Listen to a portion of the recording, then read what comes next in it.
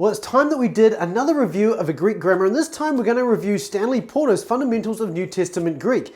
This grammar right here. So, let's talk about the pros and the cons of this grammar. Well, let's get into it. So Stanley Porter, in case you've been hiding under an academic rock, and many of you may have, and that's okay. Stanley Porter is a well-known scholar in Greek circles. He is widely respected, he's highly respected, and he's written a huge number of scholarly books. About 23 books bear his name. Scholarly, high-level scholarly books bear his name that have been written over the last 30-ish years or so. And that doesn't include all the scholarly articles he's written. In short, Stanley Porter is one of the most influential living scholars that we have alive today when it comes to New Testament Greek. So when he writes a grammar like this one that we're reviewing today, Fundamentals of New Testament Greek, it's well worth taking some time to think about it and look at it in a bit of detail. And so that's what we're going to be doing today in this video.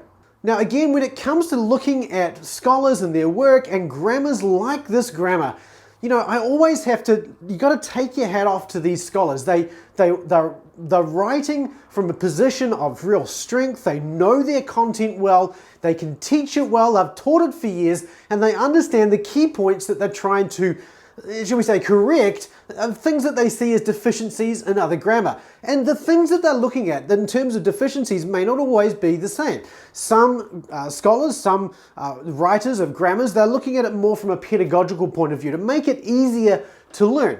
For instance, Dr. Merkel and Plummer, in Beginning with New Testament Greek, and Dr. David Allen Black focus much more on simplicity to try and make the language easy to understand. Other grammars are much more interested in being a little bit more verbose. Rodney Decker's grammar, for instance, is much more interested in teaching you the details so that you've got something that will follow you, that you can consult in further and more advanced Greek, so that you've got something familiar that you can go back to and you know kind of where to find things. So different grammars and different grammarians are trying to solve slightly different problems when they update when they write grammars or when they update grammars as well. So in this grammar, Dr. Stanley Porter, he has written a number of works, particularly around linguistics and verbal aspect. In fact, he wrote his PhD dissertation on verbal aspect, and quite literally, between him and Dr. Fanning, there was really this game change that came around in our understanding of verbal aspect because of their two dissertations, which were published around about the same time. So Dr. Porter has had a huge impact on the way we learn Greek today, and we have to be highly respectful of that as well. And so when I come to review a grammar like this, there's always this feeling of inadequacy in a sense of who am I to kind of critique this grammar. So having said that though, I've done enough of this now. I've looked at enough grammars to look at how they approach things, and I have my own opinions on what's good and what's bad. And as time goes on, I'm also being convinced by some of these different approaches that we see as well. And that's one of the things that we'll see as we go through this grammar too. So this grammar by Dr. Porter, and it's not just by Dr. Porter, it's also a couple of other collaborating professors have worked with him to produce this work as well. This grammar has been created really with the view of presenting, I guess, in many ways, Dr. Porter's views on verbal aspect and the verb generally speaking. So when it comes to the size of this grammar, this is not the largest grammar on, that's available today. It's not anywhere near as big as Rodney Decker's 560-page tome. It's not as big as Mount's or as Dana Harris's 470-ish page books. But it's not as small as Merkel and Plummer. And of course, Dr. Merkel and Dr. Plummer's grammar is actually a pretty good size at about 360-ish pages, thereabouts, 370 pages. This one comes in at 380 pages, which is actually pretty comparable to that. So it's not as small as some of the shorter ones, but it's not as large as some of the bigger ones, and it comes in around about the same size as Dr. Merkel and Plummer's one. As we look through the grammar and look at the layout and the content, it's all pretty straightforward from a content and layout perspective. You see the regular things, you'll see the odd chart, you'll see explanations of how things are worded, and you'll see translations of certain texts and so on, just like you would with any other grammar. You do see, though, in addition to that, these grey boxes. And these grey boxes really are intended to give you additional information, which is really interesting, not only because there's at least one of these in pretty much every chapter, but also because the things that are in these more advanced sections are actually the sorts of things that some grammars would have in their basic section. For instance, the article, which is in a grey box, the use of the article, what the article actually does, which is not in a grey box or in a set aside part in something like Mounts. So Mounts' grammar then, and some of these other more advanced grammars, let me rephrase that, some of these larger grammars will not separate this advanced information from the regular information, they'll just present it all together. And so maybe this is one of those strengths and things that is kind of helpful to sort of separate. If you don't get this, it doesn't matter, it's in a grey box, so you can kind of skip over it. And if it's not in a grey box, well, you probably need to know it. Now, it's really the information that's not in a green box that we really want to focus on then. Before we get there, one thing I want to mention about this grammar is it does have a separate workbook. Now, typically when we get a grammar with a separate workbook, that's the publisher signaling to us that they intend this grammar to be used in the classroom. And I think really that's the best place for this grammar. And I'll talk about why toward the end of this video. Inside the workbook itself, it's got some slightly different approaches to things. So some grammars, like for instance, Dr. Merkel and Plummer, they will have you do English to Greek as well as Greek to English translation. This one kind of does that, but rather than doing like a phrase from Greek into English, it's going to ask you, or from English into Greek rather, it's actually going to give you like just a word, and it may be say a noun in the genitive and say translate this single noun into the dative. Or it might have, change this, from say an imperfect to an aorist or something like that. And so this is kind of a different approach. I haven't seen this in other workbooks or other grammars, and I think this is a really appropriate or helpful way of just helping you sort of apply and build some of those active skills without having to do a full English to Greek kind of translation. So I kind of like this, but I haven't seen this in other grammars. So before I carry on, let me just ask you to smash that like button. That tells YouTube that this video is helpful and helps other people find it as well. So once you've done that and you've hit the subscribe button and the notify bell, well, let's get back into it. So let's talk about how the text here, how this grammar orders the material in it, because again, this is something that's really interesting. So typically, I don't know what you learnt with or what you are learning with. Different grammars have different approaches to how they order the material that they want you to learn. And there's normally pros and cons associated with this. Some, like Mounts, will give you lots and lots of information about nouns, and then you get to verbs quite some chapters on.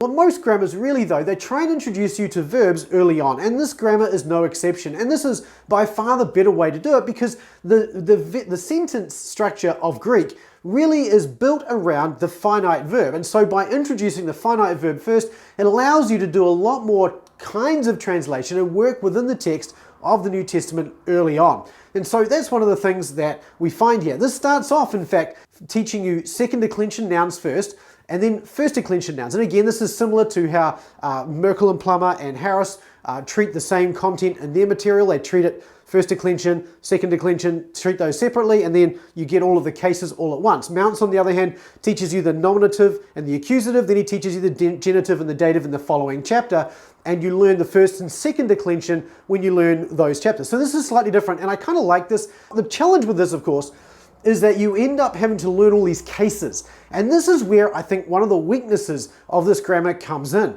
When it comes to some of the descriptions in this grammar are often not as full as I would like them to be, particularly if you're using this or wanting to use this as a self-study grammar. Because there's not as much description there, you're going to be dependent really on really understanding what's there and not necessarily getting as full of descriptions. For example, if you're looking at the noun formation with Dr. Harris, for instance, with Dana Harris's grammar, you're going to end up looking at first declension nouns, I think it's first or second declension nouns, one of those first, and you're going to learn all of the cases all at once. But she talks about slots and fillers. And this is a really helpful way of introducing the new student, the student who's new to Greek. Why do you need to know what a case is? Now, with this grammar, of course, you do get a little bit of that, but it's really just a description, and it doesn't really tell you anything about slots and fillers, and you have to kind of, it's probably better if you know a little bit about how sentence structure works before you come to this grammar, whereas with Dana Harris, she's going to teach you sentence structure as you go through the grammar, which I think is probably a better approach. Now, just to add to that, of course, when you're in this grammar with Fundamentals of New Testament Greek, not only are you going to be learning all the declensions all at once, but you're also going to learn adjectives as well, all of this in chapter 2. So one of the features of this grammar is that you do get a lot of material thrown at you at quite a rate. So it's quite a lot of material all at once. And to help you work through that, I really think, again, this is why this is really designed as a classroom grammar. The lighter explanations and the volume of information is brilliant if you're a classroom teacher and you want to be able to provide additional value to your students by explaining what's in each chapter. This is really a great grammar to allow you to do that, because really what this grammar is doing is it's not giving enough information about some of those things and requiring a lot of the student as they come into this. So this is probably one of those reasons why I think this is best as a classroom grammar rather than as an individual student's grammar working through Greek on their own. Now, I mentioned earlier that this grammar goes through indicative verbs early. We do, in fact, in chapter 3. So chapter 1 is the alphabet, chapter 2 is second declension nouns, chapter 3 we're getting into the aorist indicative verbs, aorist active indicative verbs, which is really interesting because again, most grammars when they start with verbs, they're going to start with the present tense because it has the least modifiers. This grammar doesn't care about the number of modifiers, and instead it's recognizing that the aorist tense form is the basic building block tense form that we find in the Greek New Testament. So we introduce you to that first, which means you have to learn about not only morphemes or verb formation and endings, but you're also learning about things like augments right up front as well. And in addition to that, when we go through and learn the verb forms in this grammar, we're also going to be learning not only the indicative verb forms, but also the infinitive verb forms. Now, this is an approach we also see with Dana Harris, and I kind of like this because the thing about the infinitive tense form is that it has no person or number like English verbs. And it maps really well to an English infinitive as well, which means that it's probably quite a close one-to-one correlation with what a student knows in some ways. And then that allows you to build out into person tense and voice when it comes to the rest of the verb form. So I kind of like this approach, and Dana Harris takes this approach, as I mentioned, in her grammar as well. So I'm kind of, this is one of those grammars that's really convincing me that maybe this is a better approach to learning verbs. Now, the other thing with this, of course, because we're front-loading a lot of information in this grammar, you're doing first aorist verbs in chapter 3, second aorist verbs in chapter 6, present and future verbs in chapter 8, and then participles in chapter 10. Chapter 10 and you're into participles. So you can see this grammar is really driving the student forward at a pretty high speed, if you like. So there's a lot for the student to take in these early chapters, which I think is a challenge, and it will be really helpful to have a good teacher to really walk through that with the student. I think that's going to be really, really important. Now, when it comes to the strengths of the descriptions in this book, they're really around the verb form and particularly around verbal aspect. They really do a great job in this grammar of explaining verbal aspect and how verbs work with relationship to aspect versus time and so on. And so what we have here is we have a number of metaphors for these, such as a bookcase. And so he explains here, if you think about the tense form in terms of a bookcase, you get the aorist tense form, which is kind of looking at the bookcase as a whole. You've got the present tense form, which is kind of looking at a row of books. And then you've got the perfect tense form, which is looking at an individual book. And I really like this. I think this is probably one of the nicest explanations of verbal aspect that I've seen in a beginning Greek grammar. And so again, if you're working through something like mounts where you don't get clarity around verbal aspect, this grammar is going to be really helpful to fill that out without diving into something as deep and rich as Campbell's verbal aspect or something like that. So there's another illustration they use in this, and that is that of a painting, where the background of the painting is the aorist. You're looking at the painting with all the background. The foreground events are the present tense, and then the perfect tense form represents something that's right up front, zoomed into the closer element of the picture so that it's really sort of almost in the way, in a sense. So that's how they describe it. So as a bookcase and as a painting. And again, these are great illustrations of how verbal aspect works. And again, these are not as, you just don't find illustrations of verbal aspect or explanations of verbal aspect, I haven't at least, in any other grammar that I've found. So this is a real strength of it. And I think this is really where this grammar shines around the verb. And given the verb is so important for biblical Greek, again, this is so helpful for a beginning Greek student to understand here's why we have different tense forms and what they're doing and what the author is doing by choosing one over another. But it's not all fluffy rainbows and roses or whatever saying you might want to insert here. There's still some issues with this. For instance, there's not as much discussion of morphology as you might like.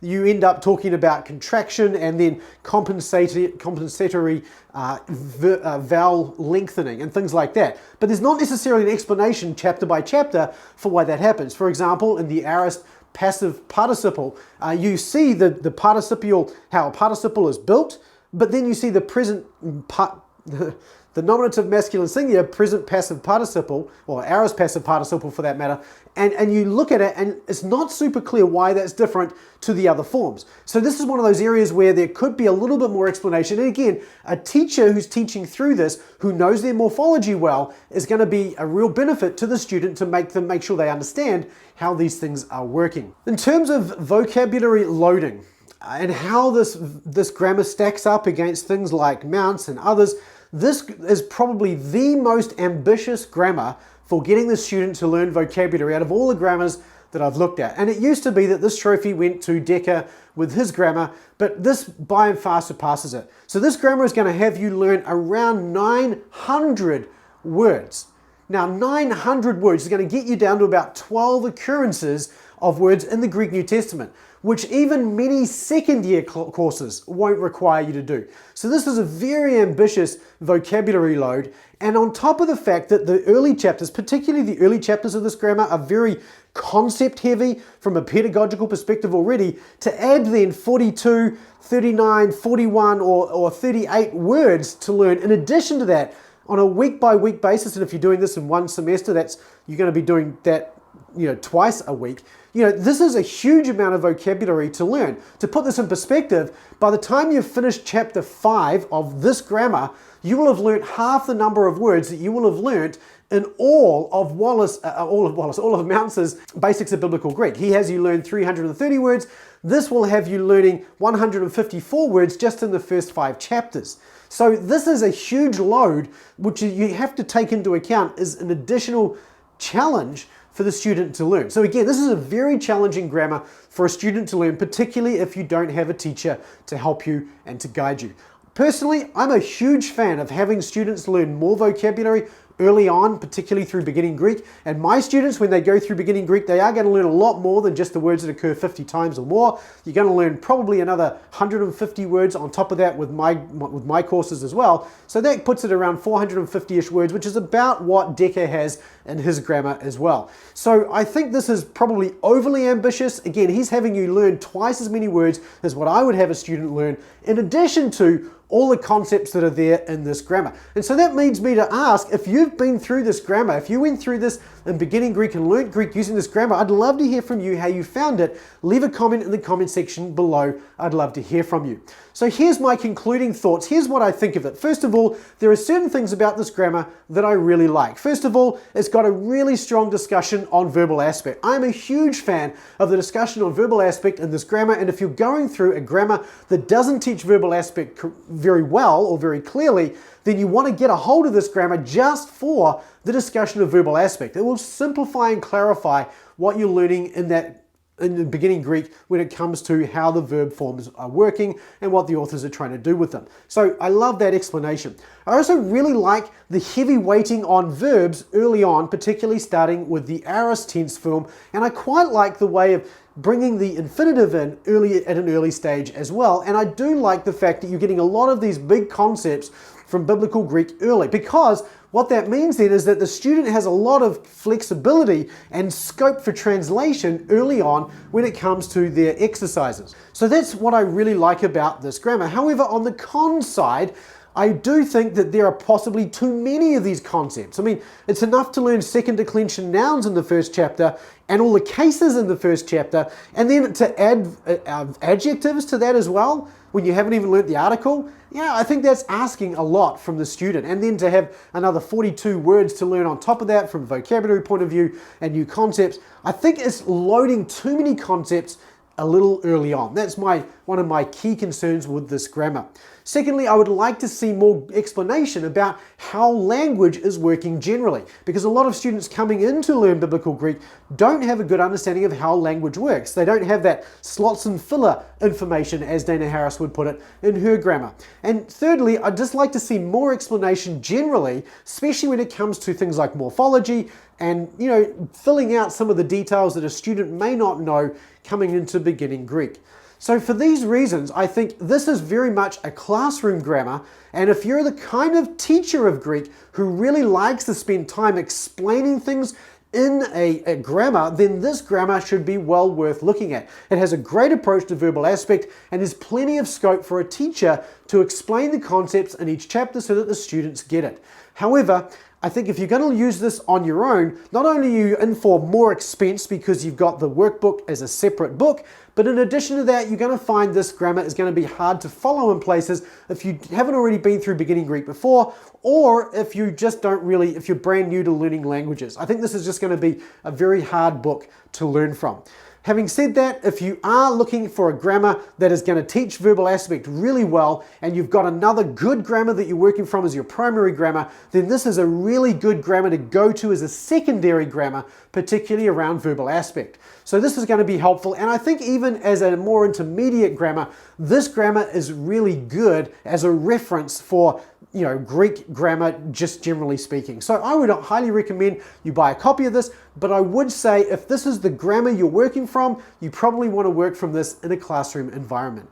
But I'd love to hear from you. What do you think? Is this the kind of grammar that you would see yourself working from? What do you think particularly of the number of vocabulary words that you'd have to learn if you're going to go through this grammar? Do you think that's too much? Is 900 words too many? Leave a comment in the comment section below and let me know. And if you are interested in learning Biblical Greek, and maybe you'd like to do that with me, I start 4 beginning Greek courses every year. So go to masterntgreek.com/roadmap, download your roadmap to mastery, and I'll let you know how the whole process of learning Greek through to fluently reading the New Testament in the original language works, and that way when the next beginning Greek course starts, you'll be ready to go and get into it. So go ahead, download your free roadmap at masterntgreek.com/roadmap, and I look forward to helping you through that as well. Thank you so much for watching this video. Keep taking small, consistent steps toward mastery, and I look forward to seeing you, in the next video.